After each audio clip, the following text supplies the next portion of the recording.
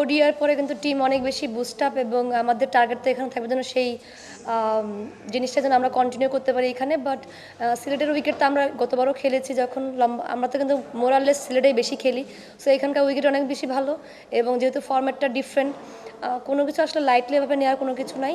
Match by match পরিকল্পনা করে যাওয়াটাই আমার কাছে মনে হয় বুদ্ধিমানের কাজ হবে। প্রথমত টি-20 দলে কিছু চেঞ্জেস আছে এবং আপনাদের দেখবেন কিন্তু সুপ্তা আপু অনেক বেশি ভালো খেলার কারণে তার ইন্টেন্টটা ডিফারেন্ট ছিল, কারণ তাকে টি-20তেও সুযোগ করে দেওয়া হয়েছে এবং প্লাস হচ্ছে কিছু প্লেয়ারকে ইনক্লুড করে যারা হচ্ছে টি-20তে মোটামুটি ওরাই বেশি মোরালেস খেলে।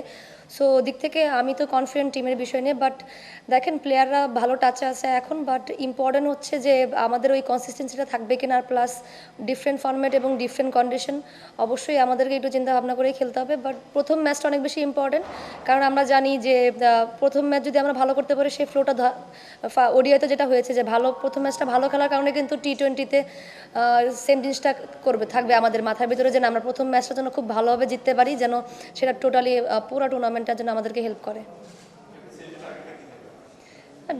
ডেফিনেটলি সিরিজ উইন করার তো চিন্তা ভাবনা থাকবেই, কারণ আমার কাছে মনে হয় যে এখন আমরা অন্য একটা পিক আওয়ারে আছি এবং এই মোমেন্টামটা যদি আমরা ফলো করতে পারি তো টিমের জন্য অনেক বড় একটা অ্যাচিভমেন্ট হবে।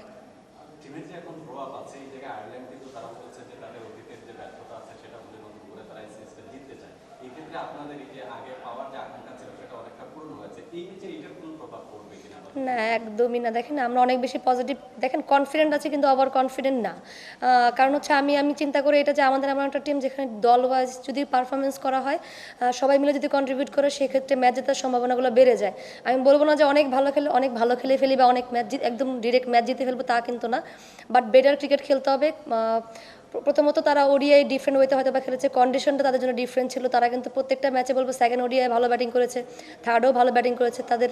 সো এখানে টি-20 ফর্মে তারা কিন্তু ভালোই খেলে। সো ওই দিক থেকে কোনো লাইট নেওয়ার কোনো চিন্তা ভাবনা নাই।